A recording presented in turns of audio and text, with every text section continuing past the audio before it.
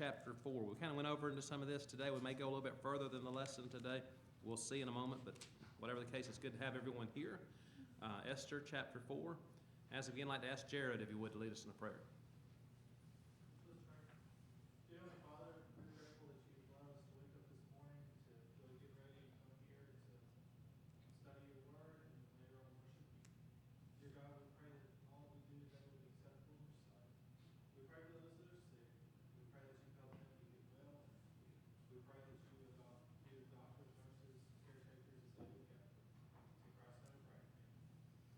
Had a homework assignment last week, and some people did their homework during Bible class last week and had the answer for me by the time class was over. And then I've received them during the week all the way up until this morning. I got some. So was asking, we talked about sackcloth and ashes, or putting on, like Mordecai put on sackcloth.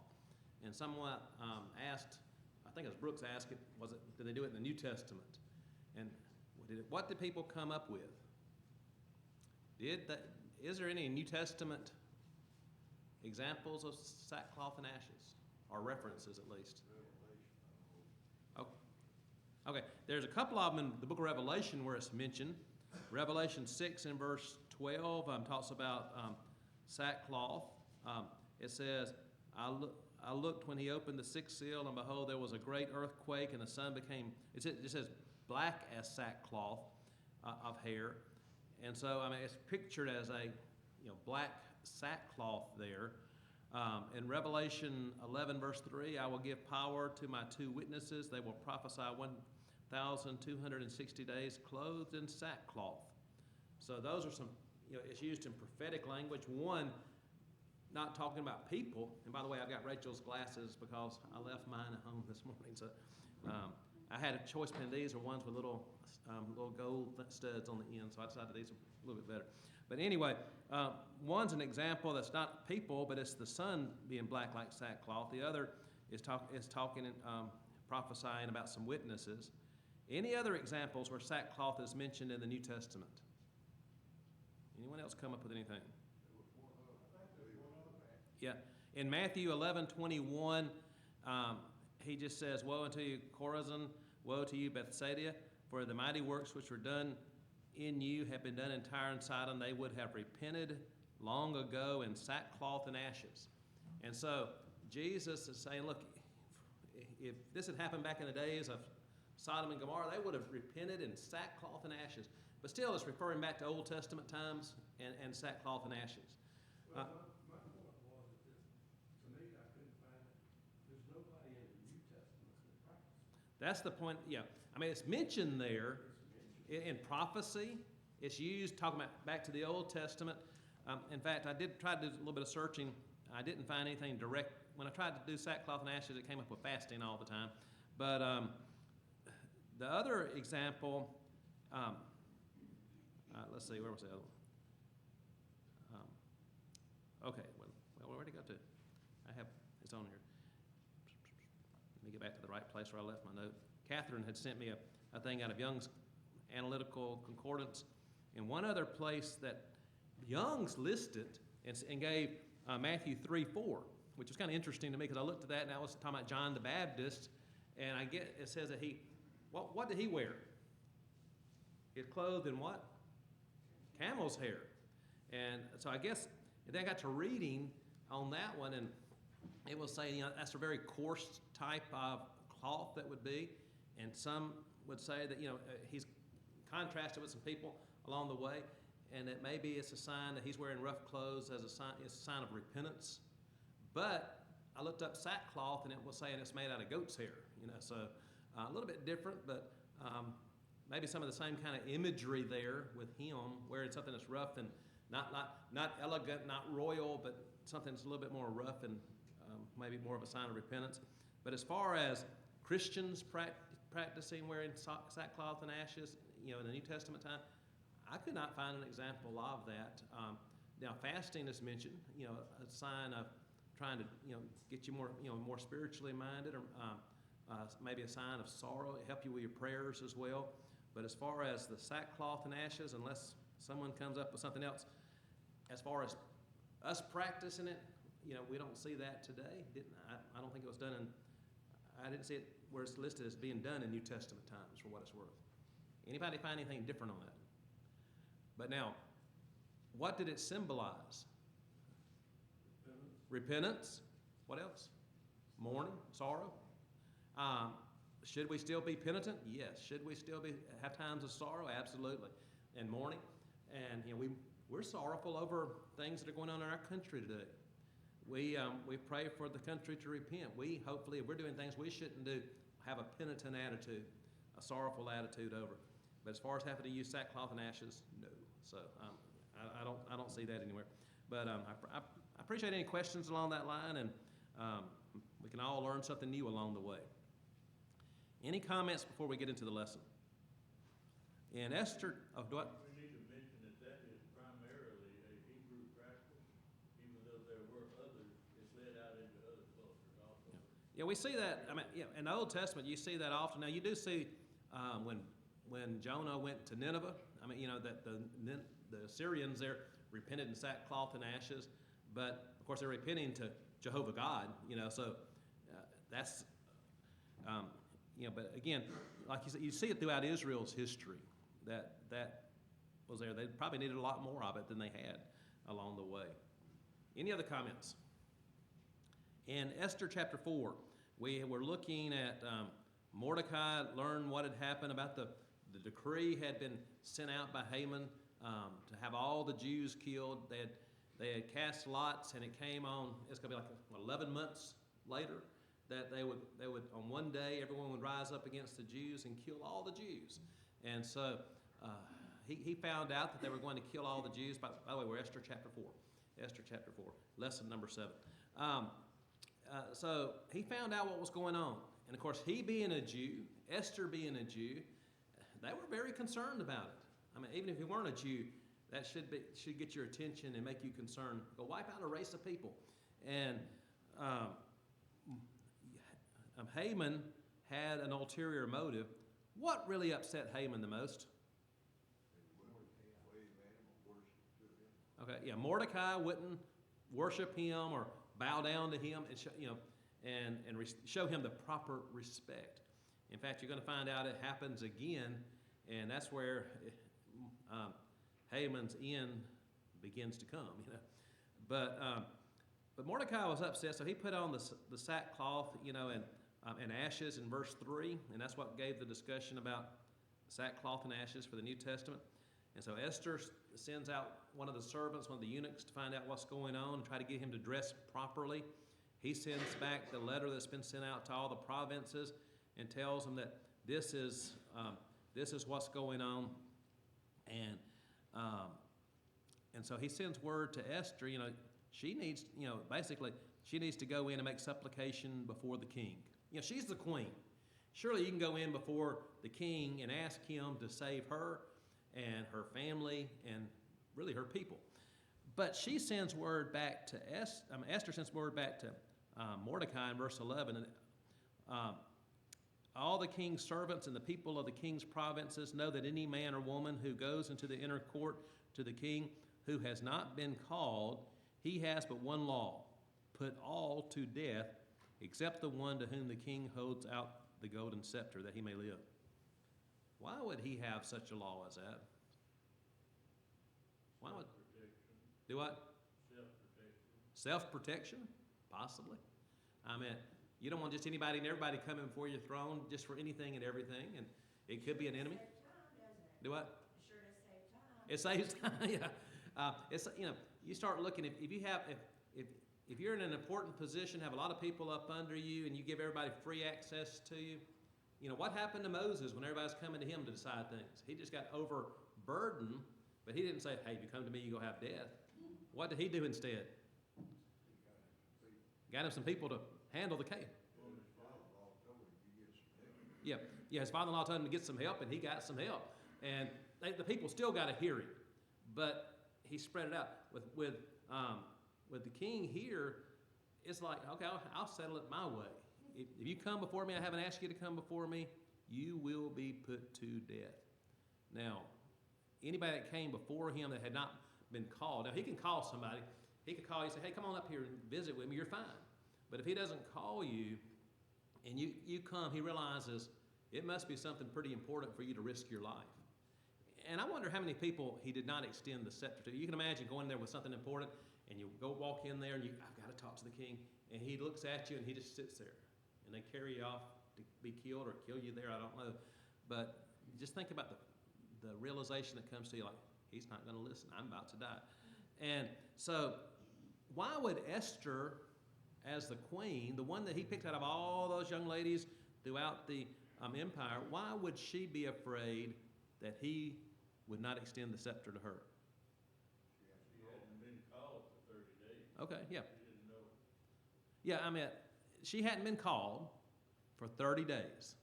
I mean, here's a husband and wife. I mean, yeah, king and queen, and I'm sure the relationship may have been a little bit different than what we'd think of husbands, wives today. I mean, there was a lot of people that were in his harem as well. So I mean, it was a different circumstance, but still, a husband and wife, king and queen. You would think that she would have a special place, and we're going to see maybe she did after all, but she seems a little concerned, doesn't she? He hasn't asked for me in 30 days. Why would the king go so long without asking for Esther? I mean, it doesn't say. What would you think would cause him to do that? He's got plenty of other women. He got so many others. So many other women. Okay. I mean, just put it out there plainly. That's true, isn't it? I mean, you think about Solomon and all his wives and concubines, and here he is with. Yeah, here's the one that's special as a queen, but you look at all the others. All those young ladies and beautiful young ladies that were brought in became a part of his harem, became a concubine to him. What else? We don't know. They could have had a fight. You saw how he treated Vashti. Do what? You saw how he treated Vashti. That's right. And that's another thing, too. I mean, maybe he was mad at her. Maybe it's just that he had other ones that he was calling in. Maybe just busy, who knows what. But whatever the case, he hadn't called for her in 30 days, and she knew what had happened to the previous queen. When she did something she wasn't supposed to do in the king's eyes, embarrassed the king, she was gone. And so she may be thinking, if I go in there without being called, it can look to the king like I'm trying to usurp his authority and his power, and everybody will look at it and say, well, look at the queen. She went in there without being called. How dare she? And he could have said, I'm going to put you in your place. And so there's a lot going through her mind there. I mean, we know the rest of the story, and so it's hard for us to get the suspense there. You ever watch a real suspenseful movie and you're just on the edge of your seat, but then you watch it again later, and you know what's going to happen, so you can kind of sit back and relax because you know when the villain's going to jump out and get somebody or whatever. You know how it's going to work out for good because you've seen it before. With this story, we know the rest of the story. We know how it ends, and so we can kind of sit back and say, it's going to work out. But she didn't know that. She didn't know how it's going to work. And I got thinking about this with Esther because we've emphasized that God's name is not mentioned in the book of Esther, and you don't see him working in that just out front miraculous way, like with the Red Sea parting, with the burning bush and those type of things. But I got thinking, it puts us, that's the position we're in. God's still at work in the world today, raising up nations, bringing them down. He's there providentially working, answering our prayers, and promising to be with us and to help us and to strengthen us. We don't see him, but we believe he is real and hears us and answers us. And so Esther's doing like we would do. I mean, we look at the world around us and we go, boy, how is this situation going to work out? And we can think in so many ways, why don't you just give up and give in because there's just no way this is going to work out. Think about Esther. I mean, she's in that situation thinking, this could end really, really badly. But then look at Esther finally just saying, look, whether I live or die, I'm going to go ahead and do it. You look at Shadrach, Meshach, and Abednego, and that's more of a miraculous answer there. But, whatever, we're going to obey God. We're not going to obey you. And God's able to deliver us. But whether he does or not, we're not going to do what you want us to do. But here, she finally just puts her faith in God. Yeah, one way or the other, she was going to die. Okay. It was going to kill her for being a Jew, or she was going to get a chance. Yeah, so if she didn't go and nobody else stood up, she was going to be killed when the Jews were killed. But if she does stand up and she's killed, well, she thinks, I'm going to die anyway. But it took faith on her part. It really did. I mean, put the faith, and she had to be reminded of it. And sometimes we need to be reminded of our faith, of our commitment of God, and the power of God, and the way God works. And so we can judge her a little bit for being hesitant, but put yourself in that situation. Put yourself in situations we're in life at times when we doubt, when we fear, when we question. And so she's not quite sure. And she tells him, look, he hasn't even called me in 30 days. I mean, whatever's going on is going on. I haven't been called in a while. And whether she thinks he's mad at her or just his interest is somewhere else, I don't know. But that doesn't quite, if you haven't talked to him in 30 days, you're not sure what his mind frame is either. And so they come and tell Mordecai.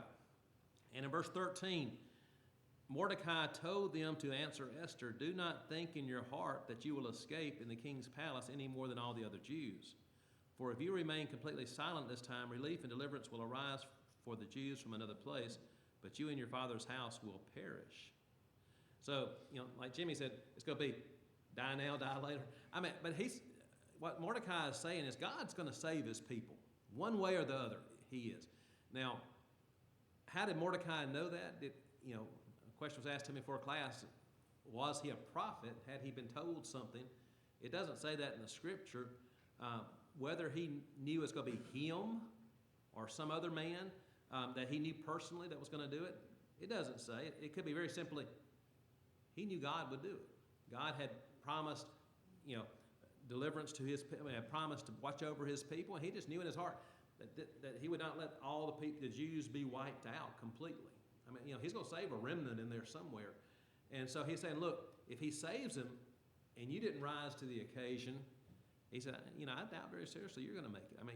You and your family, you and your loved ones or whatever, they'll be wiped out. And so you have a choice to make. Because he says, yet who knows whether you have come to the kingdom for such a time as this.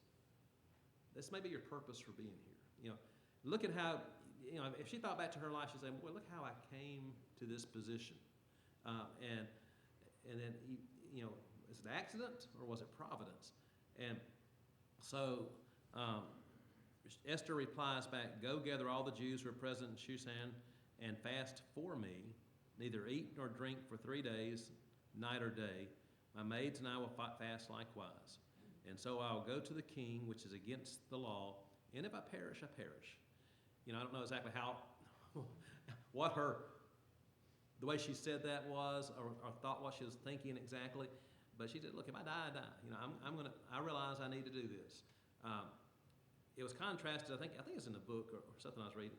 It's contrasted a little bit, here with the Jews, they're fasting. But when you go before the king, it's eating. And it's a big banquet before the king. With your Jewish family at this time, it's a time of fasting. So she's going to go from 3 days of fasting, don't eat or drink for 3 days, 3 nights, to going in before the king and throw in not just one banquet, but really 2 banquets in a row. But it's for a certain purpose. And so Mordecai goes his way and did according to all that Esther had commanded him. And so 3 days later, they've been fasting for 3 days and 3 nights. Esther cleans herself up. She puts on the royal robes, and she goes and she stands in the inner court of the king's palace, across from the king's house, while the king sat on his royal throne in the royal house, facing the entrance to the house. So she's kind of standing down from him. He can see her come in and begin to approach her. What do you think's running through her mind? Well, we know, don't we? You're probably just watching that scepter the whole time. Is it going to move? Is it going to stay still? Is he going to extend it? Is he going to pull it back? And so she's standing there. He sees her standing in the court, and she found favor in his sight. He could have her killed. If he decided he wasn't happy with her, he could have her, he didn't just have to banish her, he could have her killed right then. But she found favor in his sight. We don't know why he had not found enough favor in her to call her for 30 days, but at this point he did. Again, God's working in all of this as well. And so the king held out to Esther the golden scepter that was in his hand. You can imagine the relief in Esther's heart and mind. And then at the same time, she's got to get it all together. She's been afraid she's about to die. Now she's realized he's going to let me come. Then she's got to get, what am I going to do? What am I going to do? How am I going to work all this? What's going on? But she's been doing that for 3 days. Then Esther went near and touched the top of the scepter. what's involved in her touching the scepter? What does that mean? What do you think? What was that? Why did she touch his scepter? Whole idea is subservience. Okay. Everybody got to bow to the king. So she's showing a humble, subservient attitude. I mean, she wasn't coming in there defiant. I mean,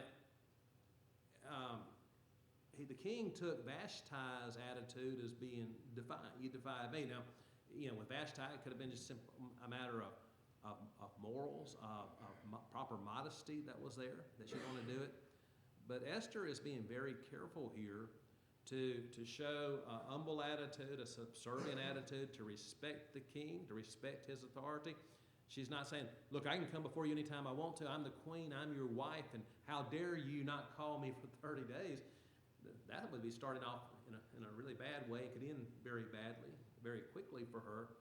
But she does come, wait for the scepter to be extended. She comes, she touches it, which means, I accept the fact that you have the power of life and death here over me at this point, and that you have extended your scepter, and that's why I can come before you. And so it shows humility on her part, So again, that would play up to the king as well to see her do that.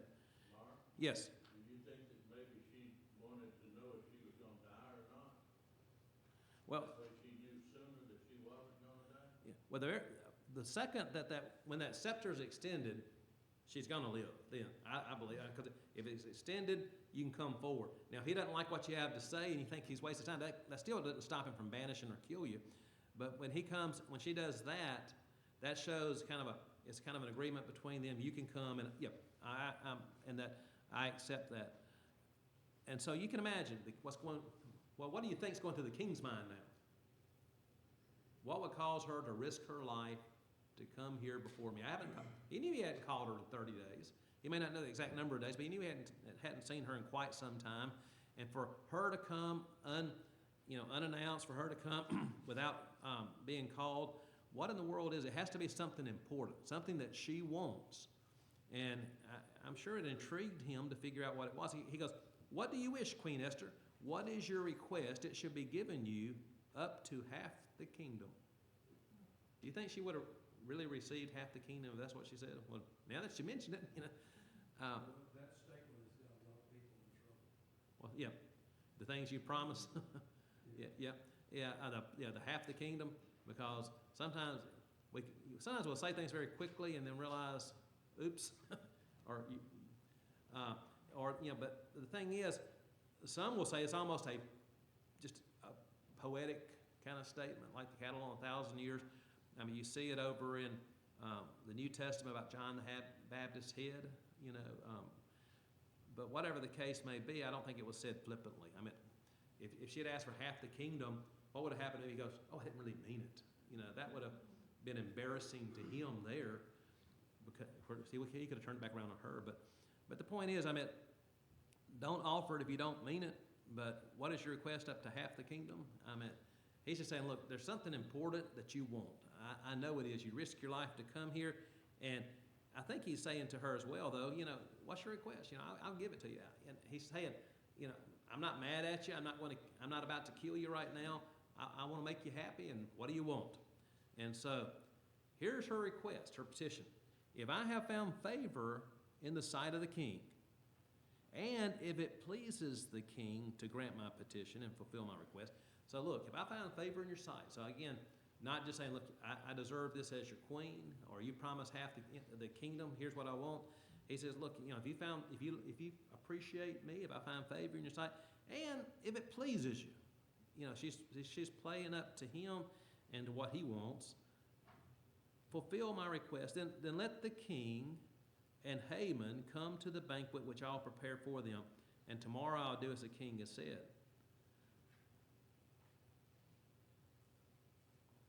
Well, wait a minute, I may have got I'm not sure. Okay, I got the wrong one. Verse 4, okay. It says, so Esther answered, if it pleases the king, let the king and Haman come to the banquet that I have prepared for him. So that's verse 4. So the king does say, bring Haman. I knew something wasn't right there. Bring Haman.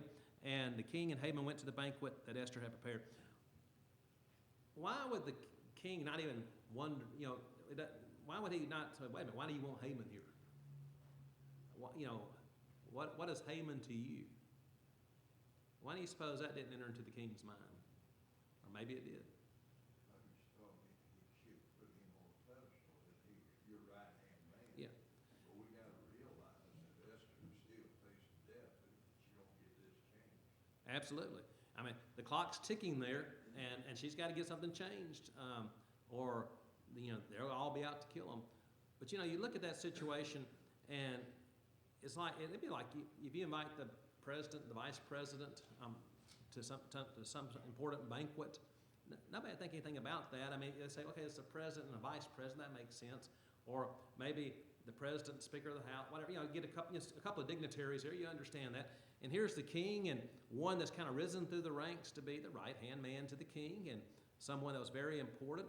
And the king wouldn't think twice about that because he gave Haman his signet ring that he could seal whatever he wanted to, seal really the Jews' death with that ring. And so here Esther is having a banquet for the king and for his right-hand man, really. And so he said, sure. And so he drops everything. He gets Haman to come with him. And at the banquet of wine, the king said to Esther, because he knows that's not really, she wouldn't risk her life to say, I want to have a banquet for you and Haman. I think it's about time for us to have a party here, about time for us to celebrate together. He knew there was still something more. Sometimes people will try to, you ask, what do you want? They're up to something. They want something, and yet they won't tell you. And you say, just tell me. And so now he says again, what is your petition? It shall be granted you. What is a request up to half the kingdom? It shall be done. So he said, let's just get back to the situation at hand. What's going on here? Why won't you tell me what's going on? And then Esther answered and said, my petition and request is this. So he repeats himself. Now she's going to repeat herself. If I have found favor in the sight of the king, and if it pleases the king to grant my petition and fulfill my request, then let the king and Haman come to the banquet which I will prepare for them, and tomorrow I will do as the king has said. Come one more time. We'll have one more banquet together, and I promise you this time, I will tell you what I really want and what's really going on. Why do you suppose she did it twice? Why not just go ahead and do it at the first banquet? Any ideas? You think possibly it's God's hand in all this? Well, she hadn't been praying for all those days. Yeah, I mean, before maybe God just gave her the wisdom to approach that way. Well, yeah. God's hand is in this, by the way. He is in charge. But do you think it was God's idea? Let's do it twice. Or like you said, God, maybe she, during that prayer and fasting, I'm sure she's praying for wisdom. Help me to do the right thing in the right way. But we do see what happens as a result of that. What happens as a result of doing it 2 days in a row? What happens in the meantime between the two? First off, Mark, she had all the players, all the characters, all in one place. Yeah. That's why they had the banquet to get them all together. And so, she can... Haman, if he'd have found out about it, he would have probably fled. Okay. So, she has them right there where they can be confronted face to face. But then, instead of doing it the first time, she waits. And it's kind of interesting what happens in the meantime. You put yourself in Haman's position, and again, we know the rest of the story. But if you're Haman, what are you thinking at this point when you get called to eat with the queen? Boy, the king likes me. He's given me his signet ring. The queen has her stamp of approval on it. I'm the only one out of all the kingdom that she invited to come to eat with her and the king, a banquet that she threw for him. I'm invited. And it went straight to his ego, straight to his head, and he just can't wait to do something about it.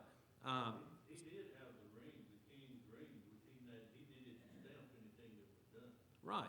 And so, this just fed his ego. Notice what happens now, verse 9. Haman went out that day joyful and with a glad heart.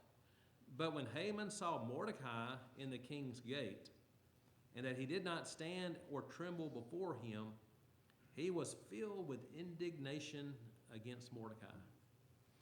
You ever just been having just a really good day, or maybe just things are going right in your life, and one little bad thing can happen and it just ruins the whole thing? It don't take much sometimes. It doesn't take much sometimes to ruin something that's going good. And here he is looking at it. I mean, he should have looked at it, who's Mordecai? I mean, he has to stand outside the gate. I've gone in and eaten with the queen. Forget him. He's a nobody. You know, that should have been his attitude. And sometimes the little things that we let pull us down, we need to let them go at times, and focus on the good that we have and the blessings that are ours. But he couldn't let it go. I mean, he is filled with pride. He's an arrogant man, but Haman did have enough self-control that he restrained himself and went home. And so he doesn't say anything right then, but he's going to, over this night, he's going to let it be seen where the real problem is, and people can put two and two together and see what's going on. So he calls his friends and his wife together.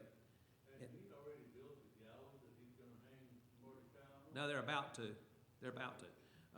Haman told them of his great riches. Well, he's telling them, look at me. I am Mordecai. I have Haman. I have great riches. Plenty of children as well.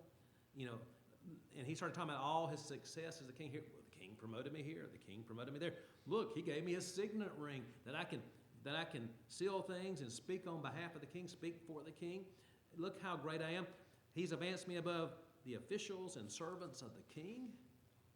And moreover, Haman said, besides, Queen Esther invited no one but me to come in with the king to the banquet that she prepared.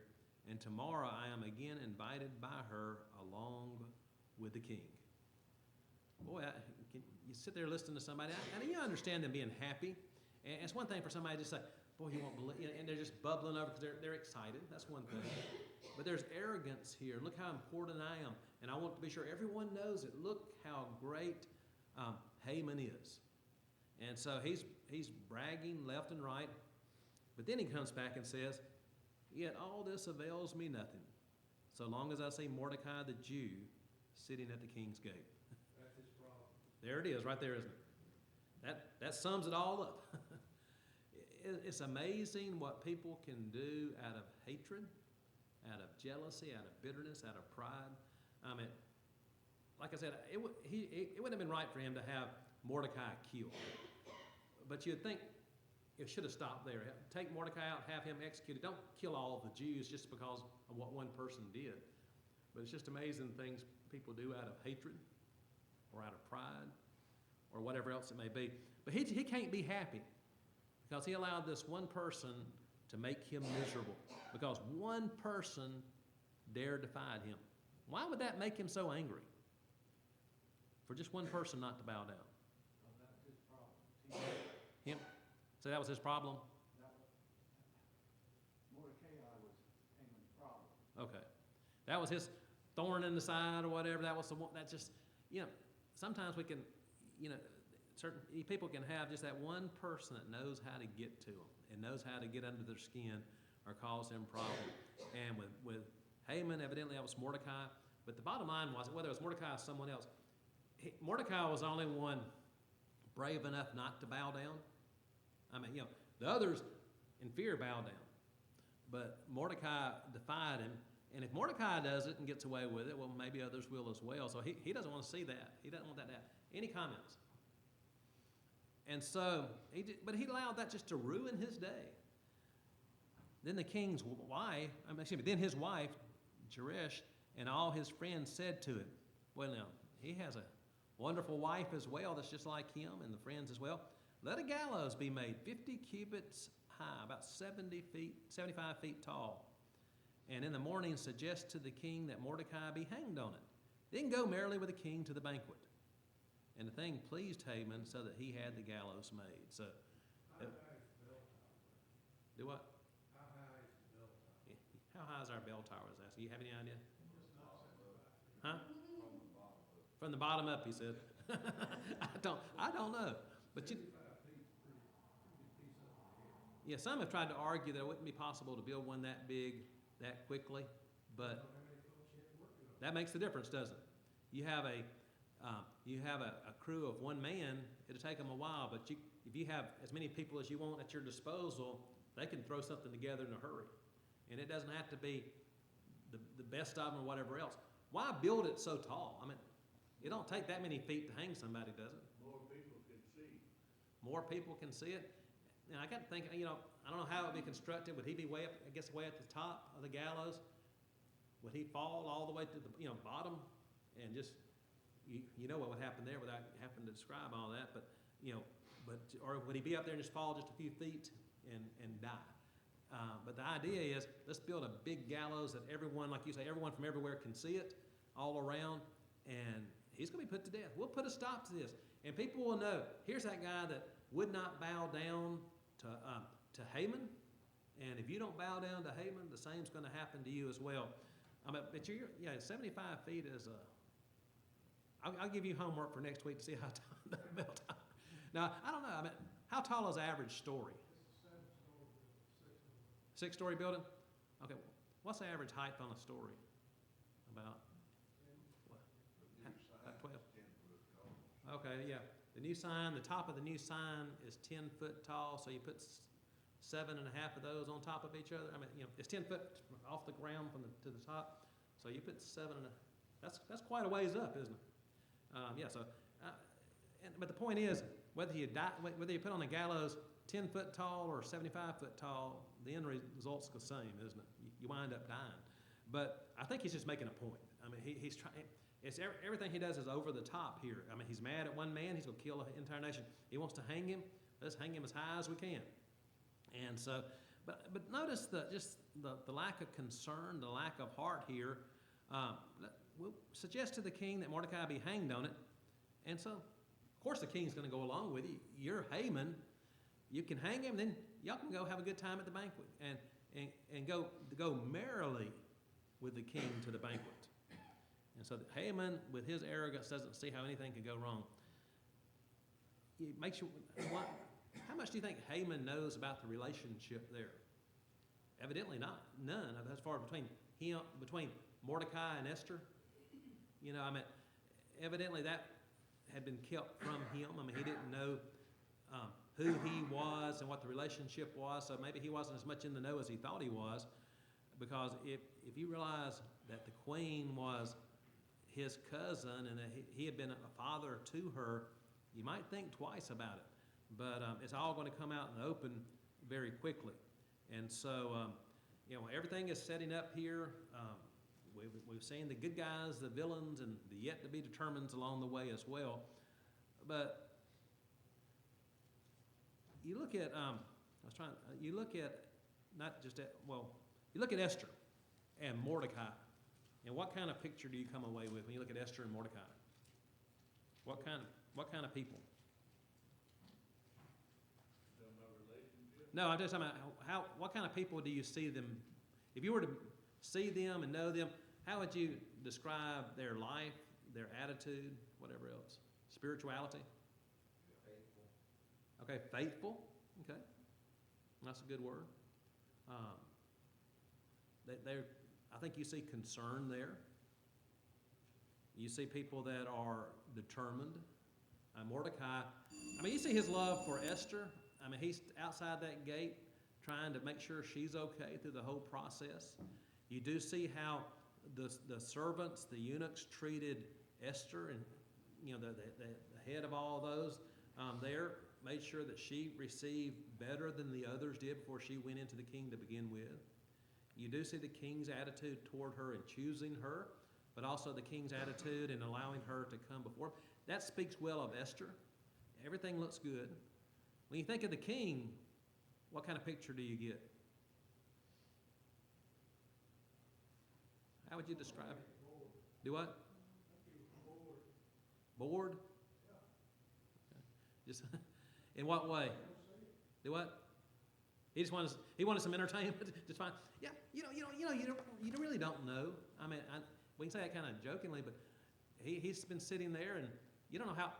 It'd get kind of boring sitting there after a while. You're waiting for somebody to come or go, because not many people would come, and maybe just see what she wanted. What were you going to say? Historians say that he is pictured as vain, fickle, and quick-tempered. You see that very quickly. When you see what happened to Vashti, he was trying to show her off, and most will say in a very inappropriate way. They were drunken at that time, and he tried to put her in a position he should not have, but it's all about him.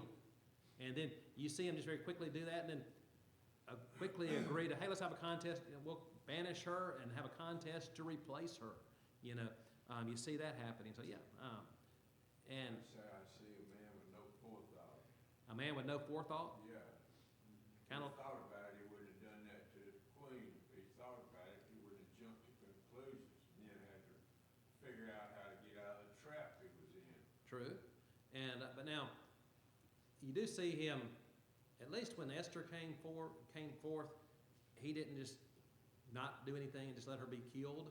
I mean, kind of fitting the pattern you think he would. I think you see God's hand in that, or you see God through Esther and her how she presented herself and the difference it made in the attitude there.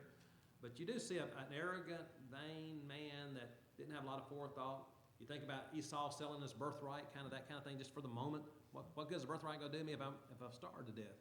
And he just for the moment. You see as well with Haman, just an arrogant man, starved for attention, and just full of himself. And he loved it when people played up him. Boy, the king loves me. The queen loves me. But then the arrogance there and the attitude he had with Mordecai. I mean, again, just all different attitudes at play, different people, different personalities. But all in all, it's come to this point. And the queen has called in the king and called in Haman. And when she called him in the second time, again, we see that all the pieces of the puzzle being put together. There's certain TV shows we watch, and you try to figure out what's going to happen next week, what's going to happen next week. And you think you got it figured out, and the writers write it a different way. In this, you look at it, and a lot of twists and turns or plots and planning. How's it going to turn out? How's the puzzle going to go together? And God knows. God's putting it together. And so it's going to go perfectly. The fact that she says, let's come back tomorrow, gives him time to go home and brag a little, gives time for him to really show his hand. He gets so caught up in Mordecai that he loses picture of the grand scheme. He doesn't realize, boy, if I show that all this comes back to Mordecai and what's happening here, it could do me in. It never entered his mind that would cause a problem. Surely if I like it, the king's going to like it. Because look how quickly he is willing to wipe out a race of people. But pride comes before a fall. And this is going to be a literal fall on a gallows that's coming. And so God, you got to see God's providence that it wasn't all brought out at the first one. It kind of leads up to this. And he's going to show his hand to the king by saying, look, I want to have Mordecai hung. And then it's all going to kind of fall in place afterwards. Any other thoughts? I heard a debate on what the gallows meant. Being What's that? 75 feet high, heard it being impaled on a spike. That you're impaled on a spike. It hung on a spike. Is that where you go? It gets from bad to worse. Yeah, well, 75 feet high, who's gonna see him? He wanted him up there where people could see him. But the hanging, you could be hung on a spike. That's true. I hadn't thought about it from that point of view, but that is the way they would do with enemies. You get them up you have them up there, they're on display as a warning to anyone else. Of course, you can leave them hanging too from a rope, but either one of them's going to get your attention, but I don't care for either one of them. But anyway, stay tuned next week. I appreciate the discussion.